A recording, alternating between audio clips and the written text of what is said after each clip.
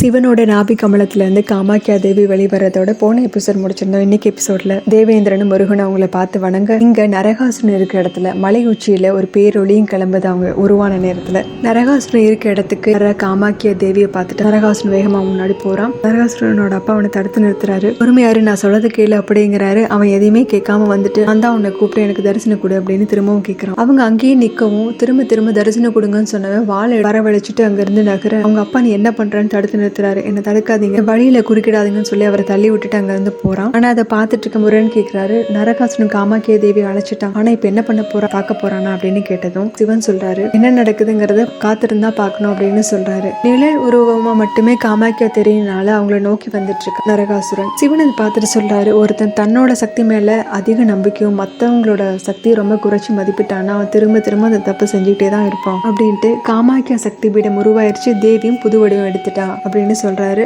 எங்க தேவி இருக்காலோ என்னோட பைரவ அம்சமும் அங்கேயே இருக்கும் அவளை காப்பாத்துறதுக்கு அப்படின்னு சொல்லிட்டு இருக்க அவங்கள நோக்கி வர நரகாசுரன் அம்பாளுக்கு பின்னாடி இருந்து வர பைரவரை எதிர்பார்க்கல. முன்னாடி ஆக்ரோஷத்தோடையும் கோவத்தோடையும் வந்து கொதிக்கிற பைரவரை பார்த்து நரகாசுரன் பின்வாங்குறான். அவர்கிட்ட நீ யாருன்னு கேட்க உன்னோட அசுத்தமான கால்களால பின்னாடி போயிடு, இல்லைன்னா உன்னை அழிச்சிருவேன்னு சொல்ல நீ யாருன்னு முதல்ல சொல்லு அப்படிங்கிறான். நான் பயானந்த பைரவர், காமாக்கியா தேவியோட சேவகன், அவங்களுடைய பாதுகாவல் நான் தான். நான் பக்கத்துல இருக்க வரைக்கும் அவங்க பக்கத்துல கூட உன்னால போக முடியாது அப்படிங்க.